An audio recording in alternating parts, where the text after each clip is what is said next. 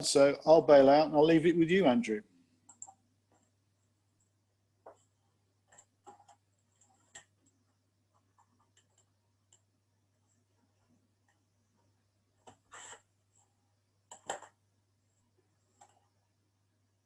So let's see how we're doing. Right, well, good morning or good afternoon now. It's just turned midday. Welcome on board. We're just going to wait a few more minutes for a few more people that we're expecting. We're small in quantity today, but we're very large in quality, which is the most important thing. Because we are discussing obviously a very important topic, which is very topical at the moment with the furlough scheme coming to an end this month. So we're just waiting for another half a dozen people or so. So if you could just bear with us for another 60 seconds, we'll just delay matters for a moment. Hope you're all well. All very well versed now with this Zoom's process.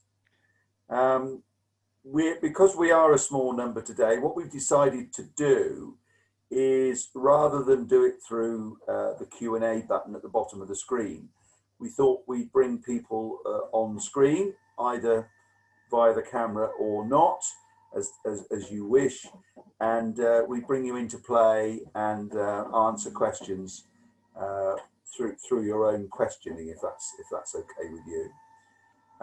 Where are we time wise? 1, 2, nearly. We'll give it till 2 minutes past, and then we'll make a start for those of you that have come in on time. So 2 minutes past. So okay, good afternoon officially. My name is Andrew Carpenter. I am Chief Executive of Constructing Excellence in the Southwest and Constructing Excellence in the Midlands. I'm also Chief Executive of the Structural Timber Association. And we're joined for this series of webinars by CE in the Northeast and CE in Wales, and now indeed CE National. So we have a range of organisations coming together to produce these webinars each Friday afternoon between 12 and 1. Initially set up back in March to deal with COVID-19 topics, but now we've broadened it quite considerably, and we're covering the main construction industry important issues of the day. I'm delighted today to welcome Michael Hibbs. Michael, good afternoon. Michael is with Shakespeare Martineau, one of our CE Midlands members, and today we're going to be talking about the important topic of what to do as an alternative to redundancy. We've got the furlough scheme, of course, coming to an end this month. I know Michael's going to be covering some of the replacement schemes that are going to follow it. But what we've decided to do, so Michael will give a bit of an introduction. Then, as I say, we'll be breaking what he's got to do down into bite-sized chunks. We'll deal with an issue, and then we'll open it up for debate and discussion. And then we'll go back to Michael for the next issue, and so on. But I think from here then, Michael, welcome. Over to you. Thank you very much. Good to meet you all virtually. As Andrew said, job retention scheme comes to an end at the end of this month. And when the pandemic struck, Rishi Sunak, the Chancellor of the Exchequer, outlined measures to try and keep people in employment for as long as they were able to do that while workplaces were going into lockdown. And the concept of furlough was introduced, and employers were able to get 80% of their employees' salary paid back to them with an upper limit of £2,500 per calendar month per employee. And inevitably, there were all sorts of problems with the rules with that.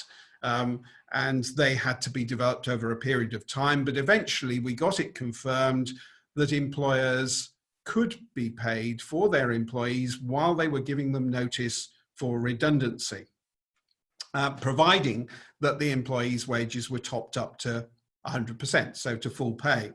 And as a result, what you'll guess has happened for many employers is that they've now completed their consultation and they've given notice, and that notice will expire somewhere around the 31st of October, as close as they could get. And the reason for that is obvious. There are jobs that aren't going to return, and there are some jobs that will return eventually when we get back to some sort of normal. But for the moment, they're not there, and employers can't afford to carry the burden until that time. So for most in businesses, apart from a few that have increased their turnover because of the particular sector they're in, like those in food or medical supplies, and indeed one or two construction companies as well. But there's been a significantly reduced need. There's a delay in the pipeline. Maybe there's a reduction in orders, or alternatively, just simply the cost of keeping in existence during the lockdown period has meant they've got to retrench. And the thing that most businesses do in those circumstances is reach for their biggest expense, and that's going to be payroll. So as a result of that, they look at redundancies. The trouble with redundancies is that that is a very blunt instrument indeed, and it can do some long-term harm to a business. Staff who are well trained, have the right skills, all that sort of thing that you will need in due course are going to be lost. And in addition, you'll have all the costs of redundancy pay. So a couple of weeks ago, the CBI, TUC and ACAS got together to make a statement to every business, encouraging them not to make redundancies, but if they needed to do so openly, thoroughly, genuinely, fairly, and with respect. And some of you will know that from the start of the pandemic, I've been saying that the way employers deal with their employees during this period will be remembered for a long time to come, not just for weeks or months, but for years to come. And so when employees are seeking their next job in the future, they'll look at those employers who behaved appropriately with their employees. So there must be some alternative to redundancies. And of course there is. That's why we've got this session now. I'm not going to have time to go into enormous detail on each one, although we can debate and discuss these as we go through. But the sort of things I want to cover are the job support scheme and the job retention bonus, as Andrew alluded to, contractual alternatives to employment, short time and layoff, changing terms and conditions of employment, including part-time work, touch on retraining, talk a bit about restrictive covenants and how that fits with part-time work, flexible working, and finally end with reward and retention and how to make that effective for both employer and employee. Now, it may be that those of you who are on the call would prefer me to concentrate on particular ones out of that list, and I'm very happy to be led in that direction. So at this point, would anyone like to make any comments or ask any questions, maybe give me a guidance as to which ones are most interesting to you? If you wish to make a comment, please just raise your hand. I can see those that maybe wish to speak. We haven't got any raised hands at the moment, Michael. So in that case, let me just go on then with the retention bonus and the job support scheme, and then see if there are any questions or comments at that point, and then we'll go on from there. So the job retention bonus, maybe you'd forgotten about this, but this was announced at the same time as the extension to furlough. And it was to deal with the point at which there was going to be a gradual tapering of the amount paid. So we end up this month at getting 60% payable for those on furlough. And under this bonus, and indeed there was some guidance last Friday, so we're starting to get some information from government as to how this works. Employers will receive a one-off payment of £1,000 for every employee who has been furloughed at any point, so long as they remain continuously employed to the end of January next year. Obviously, there are some conditions, so employees must earn at least £530 on average, that's the national insurance lower limit, over the period to February the 5th. Very strange, but over the period from November to February the 5th. And it does include those who come back from maternity leave after the 10th of June. If you remember, that was the cutoff for furlough scheme members. And similarly, those who've transferred under TUPE over that period of time. And the claim will be possible so long as by February they're not serving their notice, or alternatively, they haven't been TUPE transferred after the end of October. And expressly, it can be combined with the new job support scheme. So what's that? Well, the first thing to say, it's not furlough or an extension of furlough, but it does have some similarities. It's got a deadline, for example. It's a 6-month scheme. It runs from the 1st of November to the 30th of April. It has a cap on it, which is £697.92 a month. And a business doesn't have to have furloughed somebody for them to be covered by this scheme. And the way it works is that an employee must work at least a third of their normal hours and be paid for those, and note the word normal hours. We don't know the precise detail as to how that is going to be defined as yet, but we will do fairly soon, I'm sure. And then the other 2/3 are going to be split into thirds. So 1/3 to be paid by the government, 1/3 to be paid by the employer, and then the other third obviously lost. And in those circumstances, employees should get at least 77% of their pay. That's assuming that they're working their third and not more than that. It would be a minimum of 77% of their pay. Larger employers whose turnover has not been affected by COVID will not be able to claim. Now, I can't tell you what that means in terms of the effect on turnover, because it's, again, not been defined until the rules come out, but that's broadly speaking it. So for any of you who are thinking about this scheme, you're going to have to do some very, very careful number crunching to see whether it's worthwhile and whether it's any benefit to you. And many businesses have already identified that it's not going to be much use to them. For example, because if you're going to keep in employment one full-timer, it's more effective, even with the scheme, than having 2 part-timers. So it may well lead to more redundancies in that sense. But it's still worth looking at. If you are going to look at it, bear in mind that if you're going to make redundancies at the end of the period, you'll have to cover consultation period, notice period, and statutory redundancy all beyond the end of this period. So you can't end people's employment at the end of this period if it's for reasons of redundancy. So I'm going to pause again there and just see if there are any questions about this part of the alternatives to redundancy. Okay, Michael, I'm looking again at the list of attendees. I don't have any hands raised. No, I don't have any hands raised. If anyone does have any comments to make, and you don't want to put your hand up and come online, but maybe put something in the chat box at the bottom of the screen, and we can pick it up from there. But for now, Michael. Okay. Thank you. So another possibility for you as an alternative to redundancy is engaging people not as employees, but as contractors.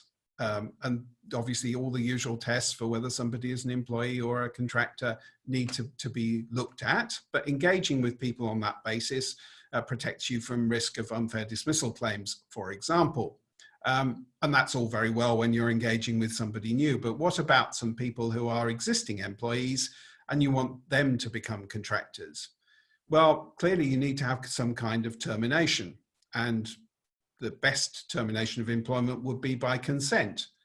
If you're going to get that, then obviously you'll want a settlement agreement or an agreement through ACAS by COT3 to make sure that there can be no future claims in relation to this.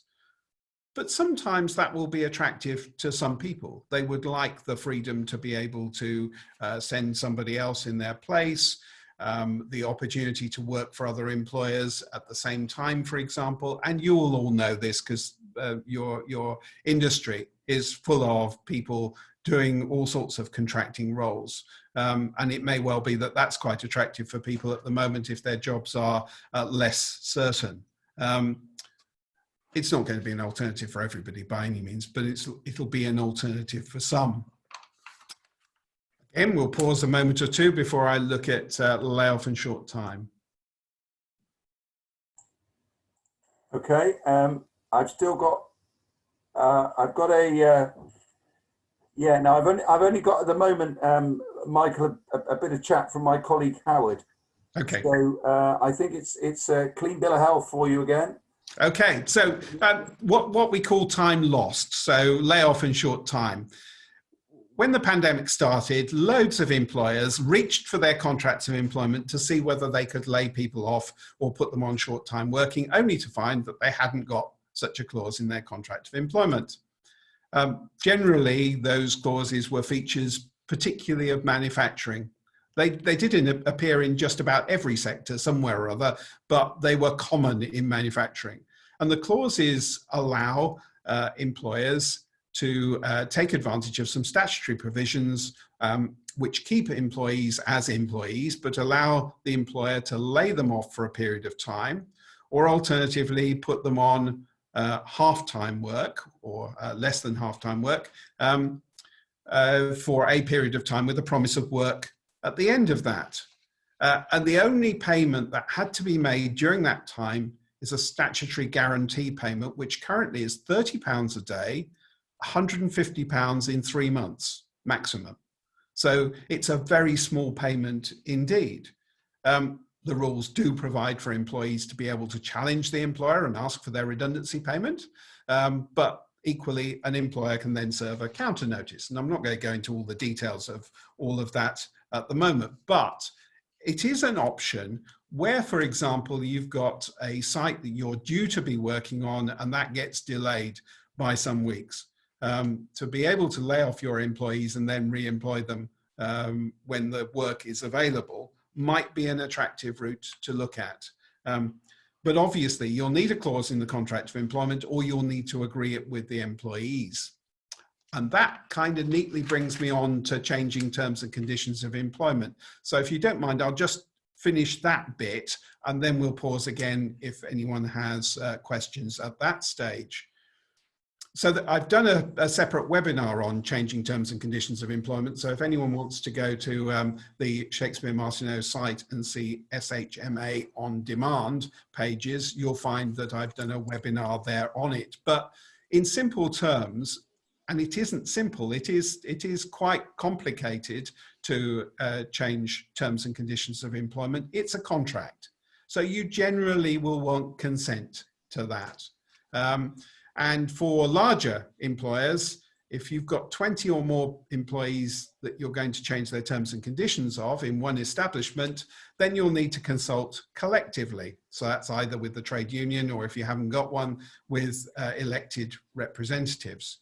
And you'll still have individual consultation as well.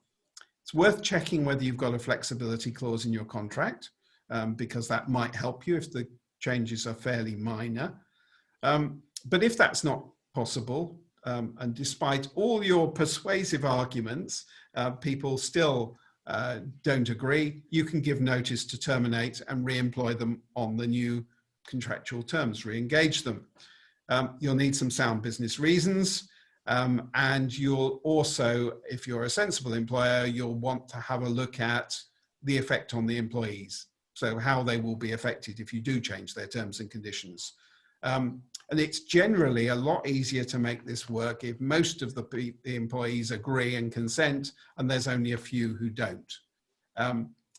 Do beware a situation if you've had a TUPE transfer in of employees, because then you'll need an economic, technical, or organizational reason to change the terms and conditions if they're connected with the transfer. And the other point on this is just to remind you that if you do change terms and conditions, you do need to reissue a fresh set or a fresh contract if you use contracts to the employees afterwards, because there have been some recent changes. And for new employees, you need to cover those anyway. But for all employees, if you're going to change their terms, you'll need to give them the correct set of terms and conditions that cover all the new arrangements. So I'm going to pause again there and see whether anyone has any comments or questions on those sections. Yes, Michael, I've got a question. I mean, changing terms and conditions, do you change a person's role? Because theoretically, under redundancy, if you make someone redundant and that role becomes redundant, you can't actually re-employ in that role for 12 months. Well, yeah, 12 months, I would say, is an exaggeration. You can probably, you could do it after 3 months pretty safely, because 3 months is the period when they have to go to ACAS and lodge their claim, and then obviously go to the tribunal afterwards. I know it's a non-construction, but if you take this cinema world one where he's made people redundant and he says he will start re-employing next summer, he's going to be all right then by virtue of the fact he's made someone redundant from a role, so he could theoretically recruit someone back into that role again after 6 months. Absolutely, yeah. Okay. Yes. Yeah, that's perfectly okay to do that. Yeah. Okay. It's just that in the past, people used to sometimes try and take their employer to tribunals on the basis that they thought they'd been got rid of rather than the role had got rid of. Yes. Yeah. Yeah, absolutely. And that still happens, which is why I say there needs to be a gap of at least 3 months before you re-employ somebody in the same role. So it's 3 months now, is it? Oh, that's quite short. So 3 months is the period that you've got to bring a claim to ACAS. Right. And then obviously the claim to tribunal could be another month and a half afterwards, because there's that gap, the opportunity for ACAS to try and negotiate a deal. So 4.5 months to be on the safe side. But of course, you know, now with TUPE, I mean, you've got to give people 30 days notice that TUPE is going to actually be enacted, haven't you? Well, no, that you're thinking of the period for giving employee liability information between the transferor and the transferee. From the employee's point of view, there's no time period particularly, so you could be consulting very close to a transfer sometimes. Oh, right, okay. Obviously, it's very difficult to consult with an employee until you know what the measures are that the transferee is going to be enacting. Once you know what those are, you can start the consultation. But unlike redundancy, there's no period for consultation at all. All right, okay. Thanks very much. I don't know if we have any other questions. If people want to ask a question, please raise your hand and I'm delighted to bring you in. Yeah, we've not got any more at the moment, Howard, looking at the screen. So I think, Michael, you're good to go. Okay, so next little section, I want to talk about briefly about retraining. I just want to mention that because it's something that some businesses will overlook. So retraining your staff when part of the business is declining but another part is growing is one possible route. You know who the employee is and what they're like. You know that they're good and you'd like to keep them. But they haven't got the skills that you need at the moment in the growing bit of the business. You'd need to retrain them. So you'd need to look at the cost and the time that would be involved in doing that. But for people with the right attitude, if you don't mind me saying that, that's probably a helpful way of keeping them engaged with the business and might be something you'd want to do. I also wanted to mention restrictive covenants and part-timers, and this really follows on from what I was saying before. So if you change the terms and conditions of employees and make them part-time, what happens if you want to still restrain them from going and working for your competitors? There's a difficulty with part-timers because what can you do to stop them working in the rest of their time? Well, the answer is you can't stop them going and working somewhere else in their free time, but you could try and impose a restrictive covenant on them. You have to bear in mind they're likely to come back to you and say, you're not offering me more hours, so why should I buy into your restrictive covenant? I'm not going to sign up to the new part-time hours unless I'm free to be able to work elsewhere.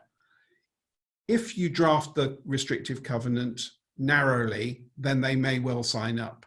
But as always with these things, the devil's in the detail, and it needs a very carefully drafted clause to be able to stop people from also working for your competitors while working for you, if that's your particular concern. Pause again briefly. See whether there's anyone who's got anything. Let me have a look. Let me see. No, still all clear. So please carry on. Two other sections that I want to have a look at. I want to have a look at flexible working options, as I mentioned before, and I want to look at reward and retention. Michael, may I suggest you roll those two together? Yeah, absolutely. And then happy to do that. The questions right at the end. Yep, very happy to do that. Okay. So flexible workings is now key to most businesses. National surveys show that it's one of the benefits that most employees appreciate the most. And in the current times, opportunities for employees to work at times which suit them and their families or their lifestyle are all very attractive, even if it means having a lesser salary because they're working less hours. So it's worth considering arrangements which are going to also suit the business. So it may be that in your particular part of the business, you've got employees that you would like to work on, let's say, Mondays, Wednesdays, and Fridays, because you're going to be exceptionally busy then. And on Tuesdays and Thursdays, it's much quieter and you don't need as many people in. Just think about changing those arrangements so that employees can fit with that pattern. If they've got childcare that suits those days, they may find that, for example, an appropriate way of engaging with the business. So that's worth thinking about. And then, of course, there are some businesses that are dealing with overseas people of one sort or another, maybe customers, suppliers, other parts of the business. And they need people to work at what, for us Brits, are antisocial hours. They need to work in the middle of the night to be able to deal with one part of the world, or early in the morning for another part of the world. And again, those things in the past might have been inappropriate, but nowadays, because people are working from home, it may actually suit some people or be a better alternative for some people than it used to be in the past. So it's well worth looking at flexible working opportunities for your business. And then finally, I want to talk about reward and retention. So I've got a lot of clients at the moment who are looking at closing parts of their business. They're not going to be closing them for some months. They've got large orders to fulfill. They've got sites to complete, but they are going to close down parts of their business. Unfortunately, until that point of closure, they actually need all the employees working as hard as they possibly can right to the end, because they've got a contract that needs to be fulfilled. From the employee's point of view, of course, they're going to be thinking about, where am I going to get my next job from? And what you want as the employer is to make sure they're as distracted as little as possible in that job search, or indeed in leaving early, giving notice and leaving before the job is done. So to deal with that, it's conventional to offer some sort of reward. That's often a retention bonus. But how you structure this is quite key to getting employee buy-in and to making it work. One option I've seen work quite well is to divide, this is obviously where it's a reasonably long period before the closure takes place, is to divide the retention payment into two. So you make a comparatively small payment, maybe a quarter of the money after so many months, and then you pay at the end the larger balance, the 3/4. That often incentivizes people to stay for periods of time. I've also seen employers try the idea of reclaiming the money if people leave. That always seems to me to be not a clever idea. It doesn't seem to incentivize anyone very much. The thought that their employer might come after them for the small amount of money they've had on a retention bonus. But it's a possibility, and it's something that you could look at. Do beware the tax issue. So if you do it as a retention bonus, you are going to have there is tax that's going to have to be paid in relation to that. An alternative would be to enhance the redundancy payment at the end. And an enhanced redundancy payment, as long as it's not more than 30,000, is going to be tax-free. So that might be an alternative way of structuring things. You just need to think through fairly carefully what works for particular people. And on a wider point, most bonuses in most businesses are not going to be payable, or be payable at smaller amounts than they used to be. So what other incentives can you come up with for employees that will make it work for them? In the past, HR would tend to reach for holidays and say, why don't you offer them an extra day's holiday for this year? They'll think that's a great benefit. Well, at the moment, when that holiday is probably going to be spent at home, it may not be so attractive as otherwise. So you now need to think of other incentives that you can offer to people that might work for them. Many businesses will just do a survey of their staff to see what staff are interested in, possibly from a menu of alternatives. But it's worth thinking about those sorts of things if you need people to be engaged, particularly those who've got specialist skills that are in demand at the moment, and there are some of those. Okay, that brings me to the end of that session. I realise that I haven't been comprehensive in everything that's possible, but I've tried to give you illustrations of things that would keep employees engaged. So I'm very happy to take questions on any of that, or indeed on any other alternatives. Maybe somebody out there's thought of another alternative that I haven't covered. Very happy to talk about that as well.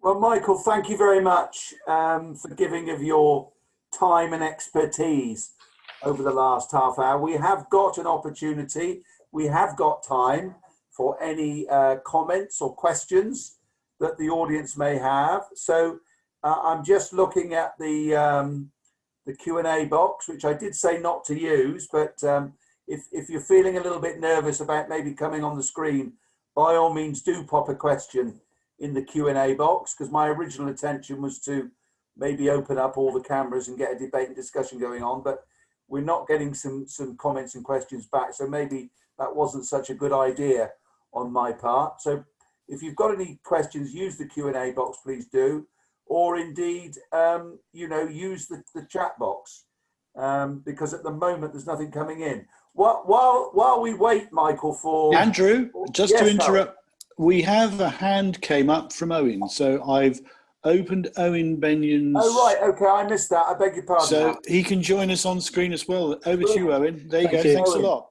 Hello, Sorry Owen. about that, Owen. I apologise. That's all right, no problem. It's only a quick one. Can you hear me? Yeah. Yep. Okay, it was just a quick one. We're a practice of architects. Previously, when we have tried to take on architects as consultants, we were always mindful of the fact that HMRC would look dimly upon us in terms of us abusing that because of tax and national insurance, etc. With reference to contractors, have I misinterpreted it, or is that a similar scenario that now? Yeah, it's exactly the same sort of scenario, and of course IR35 arrangements that they proposed for the private sector are coming in next April. They were delayed by COVID, but they're coming in next April. So you will still have all those tests as to whether somebody genuinely is a contractor or an employee. And you're right, in engaging architects in that way, it will be quite tricky to do that, because apart from anything else, they can't send a substitute for obvious reasons. And that makes it one of the tests that HMRC look at first of all, usually, is whether you can send a substitute or not. Thanks. I mean, it's not something we wanted to look at really, but it was just a question really, isn't it? Sure. If that became an option. Okay, thank you. Yeah, okay. Thank you very much. Are there any other comments or questions from our audience? I can't see any. Howard, can you? No, I can't, Andrew, I'm afraid. No. Okay. Well, I think what I'll do then in that case is thank you, Michael. We are intending to, we have recorded this session, and we are intending to make that available to anyone going forward. And we will, of course, publicise that through the normal channels. So thank you for your time, and thank you to Howard. Next week, we have the second in our State of the Nation webinars where we have speakers from the Northeast, from Wales, from the Midlands and the Southwest, giving their opinions on life in the construction industry at this moment in time, both geographically and from their position in the supply chain. So we get a group next week. We've got Mark Wakeford, MD of Stecknells, contractor in the Midlands, Emma Osmondson from Exeter City Council, client in the Southwest, etc. So we have a range of opinions from across the UK and throughout the supply chain. So that should be another interesting session next Friday. But for now, thanks to all involved. Thank you for attending, and I wish you a very pleasant afternoon. Thank you very much. Thank you. Thanks very much. Thank you. Thanks, Michael. Thank you.